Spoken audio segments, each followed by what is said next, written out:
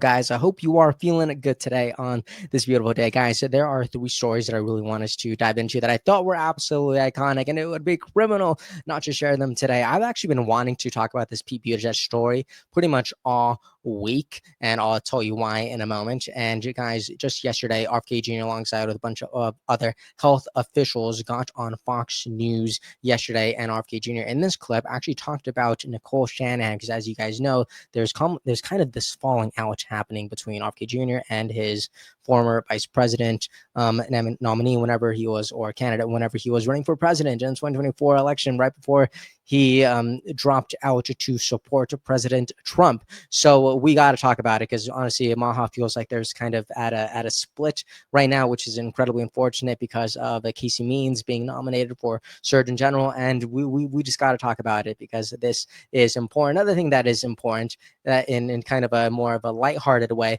guys.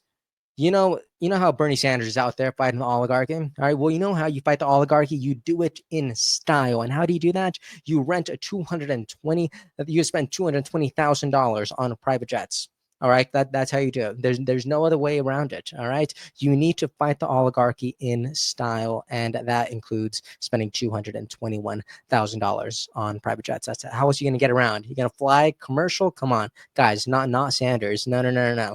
You can't fight the oligarchy in United or in Spirit. No. You do that on a private jet. All right, guys, let's go ahead and dive into these clips. I'm really excited about this Pete Buttigieg one because, guys, I feel like I've been screaming this off the top of my lungs for the past year, honestly. And as soon as I play this, you will understand. So let's go ahead and jump right in. Also, guys, if you like having conversations like this, if you think they matter, please consider liking and subscribing. They really, really do mean the world to me. Okay, check this out. We have got to make sure that our opposition and everything that we're against, and obviously there is a lot to be passionately against right now, but it has to travel with a clearer picture of what we are for. Because there are a lot of voters who, for whatever reason, and Democrats might be shocked by this, but for whatever reason, did not find any of the things they've seen so far about Donald Trump to be disqualifying. And what that means is there's something else that, it doesn't mean they necessarily loved him, but they need to see something more. This is not a question of accommodating things that we don't agree with, or watering down or changing our values. It is a question of making very clear to everybody how your everyday life is different if we're in charge compared to if they're in charge. All right, just real quick, I'd love to ask you guys that question. How is your everyday life different from whenever President Biden was in charge to now that President Trump is head of the White House? I would love your responses right there. Let me know in the comment section. But I do want to tell you guys about this idea, because we've talked about this pretty extensively for a while. What Pete Buttigieg just said was really important. He said, like, we can't just talk about the things we are against. We need to talk about things we are for. And in this Substack that I published a while ago, I was talking about the heroes, villains, and the other guys of the political arena. And I pretty much make a very clear point that right now, the Democrats, they don't have a hero. They only have a villain. And the very clear villain is President Trump. But what's the problem with that? The problem is that you can't just have a villain. People need a hero. The left has invested so much time in tearing Trump apart that they have failed to elevate anyone else as part of the conversation. Look at this. If the Democrats have no hero, they will have no future. And that is the core message. If they have no hero, they will have no future. And right now, Pete Buttigieg pretty much sent a warning to literally every Democrat, saying, like, resisting Trump is that's not enough, right? We need to have a better message, a better way forward. I also wrote this. I said, one big takeaway: you cannot win elections or shift culture by only attacking a villain. The conversation needs to be elevated. I think what I wrote in this article was, it's almost like if you're watching a movie, it's like you were watching a Avengers movie, except the Avengers don't come out. It's only Thanos. It's like, what are we doing here? Look at this. Who do you want to be? Someone who reacts to the future, or someone who creates the future? Because right now, many of the Democrats, they're just reacting to the future instead of creating the future. And you can't just say, oh, it's because Republicans are in charge. Guys, give me a break. President Biden had 4 years. You guys had 4 years. Well, what was the future you created? Higher gas prices, higher cost of eggs. Like, come on, give me something, right? So I really wanted to share that, but now I wanted to go ahead and talk about Mr. Kennedy Jr., HHS secretary, pretty much kind of trying to clear the air with why he actually believes that Casey Means is the best person, and also pretty much talking about Nicole Shanahan, because Nicole Shanahan put out a tweet. You can watch my video about it yesterday, but she was pretty much saying that, oh, RFK Jr. is compromised because of this. So yeah, check this out.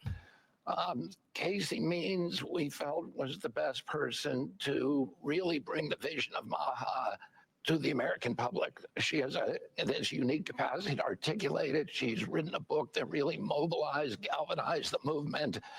She is an extraordinary. She is excellence in everything that she's ever endeavored. Obviously, she's come under her own criticism about some of the things she's advocated for. She never finished her residency, and she doesn't currently have an active medical license. But that's not.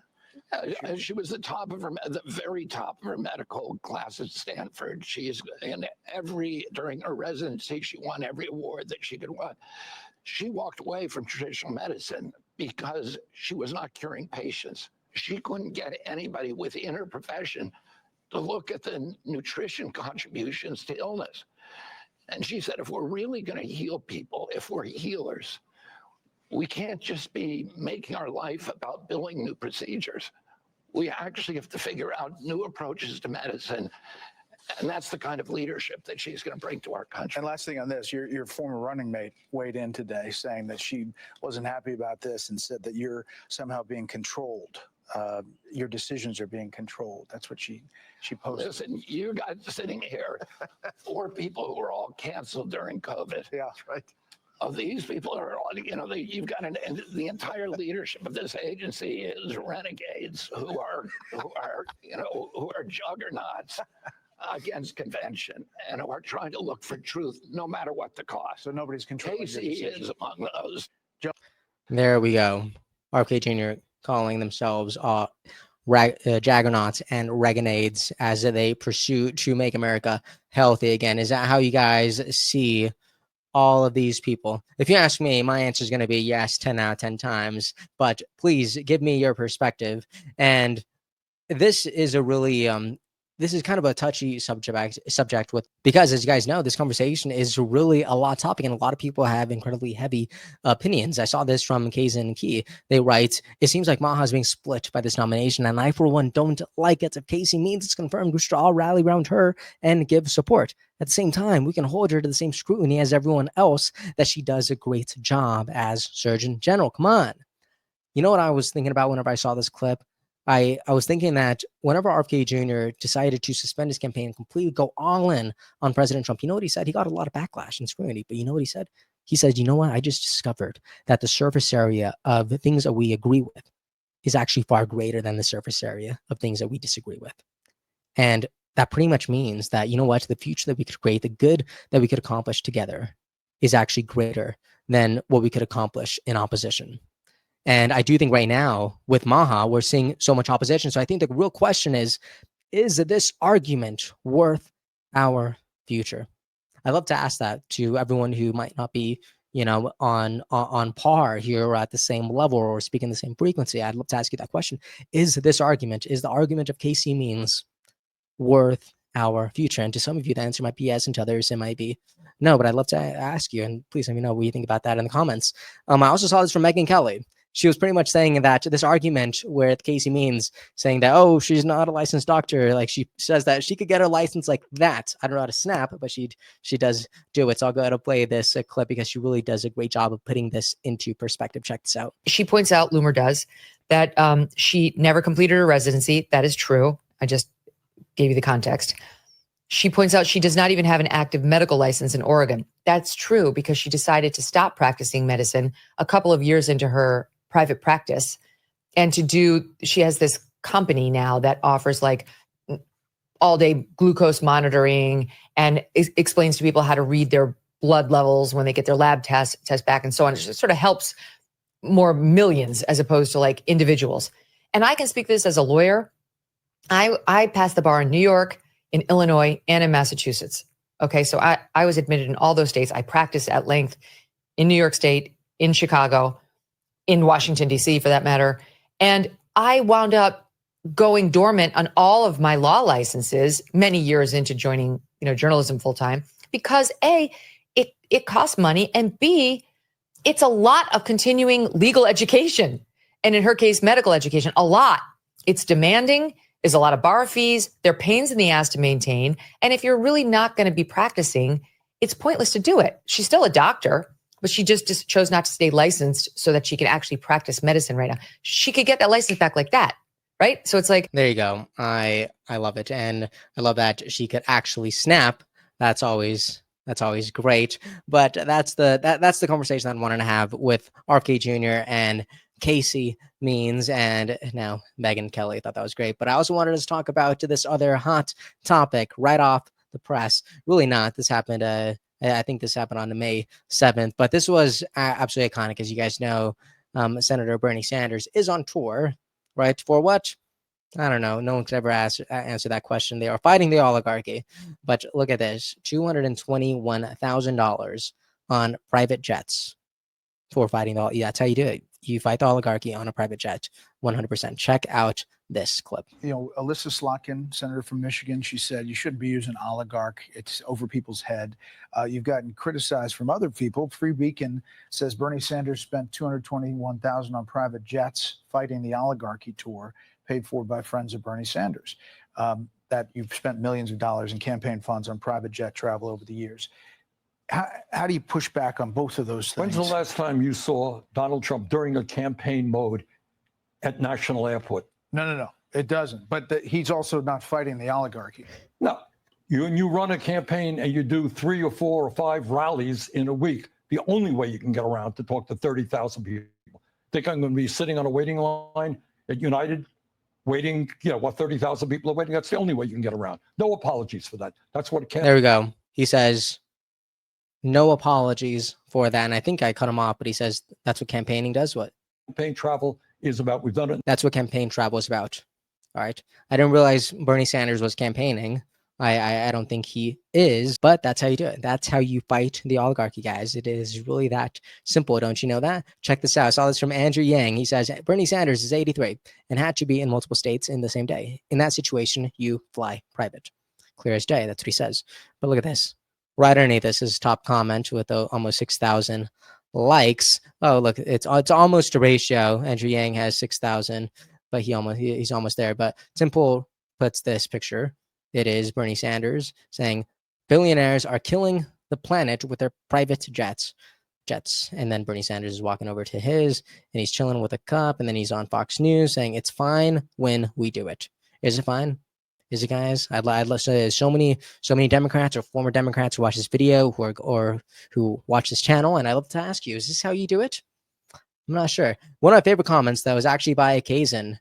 He says, oh, this is a ratio. Look at this. I love this guy. I think he's awesome, really smart, just an incredibly human nature approach, and I just think it is awesome. He says, then Bernie can reduce his commitments and fly commercial like the common man, or he can maintain his commitments and acknowledge he's an elite.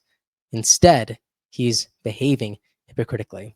There we go. And that is really where I want to end it. I love this conversation because there's so many people who look at Bernie Sanders, and you know what? Maybe I used to be one of these people who they look at him thinking, oh man, he is so for the working man. He understands what it is like. I like this guy. But it's clips like this that actually make you understand, you know what? He is actually definitely in another stratosphere, except he pretends that he isn't, which is terrible. But anyways, guys, let me know what you thought about this conversation. Let me know what you thought about Bernie Sanders spending over $200,000 on private jets as he fights the oligarchy in style. And also this other moment with Pete Buttigieg pretty much saying that the Democrats need a new path forward if they want a new future. And let me know what you think about this moment with RFK Jr. alongside other health officials talking about how they're going to make America healthy again, with Casey Means as Surgeon General, and pretty much clapping back at Nicole Shannon's comments about him being compromised. All right. So let me know what you guys think about all this in the comment section. I love your perspective, whether you agree with me, whether you disagree with me. Something we love around here is a complete 360 all around perspective. All right, guys, thank you so much for tuning in and watching. Please let me know what you thought about this in the comment section, and I will see you all next time. And please like and subscribe. It means the world to me. All righty. Thank you so much for watching, and I will see you all next time. Episode's over already? Geez, that was fast. Well, they say beautiful things do not last forever, but feel free to watch and listen to another one of these episodes if you're interested in those conversations as well. Also, this next part is huge. Make sure to obliterate that like and subscribe button and turn on the notification bell so you never skip a beat. I also have a newsletter where we dive into the news, politics, and ideas that shape our future. If you're interested in signing up, I'd really appreciate that. Anyways, that's the end of this episode. Thank you so much for watching and listening, and I'll see you next time.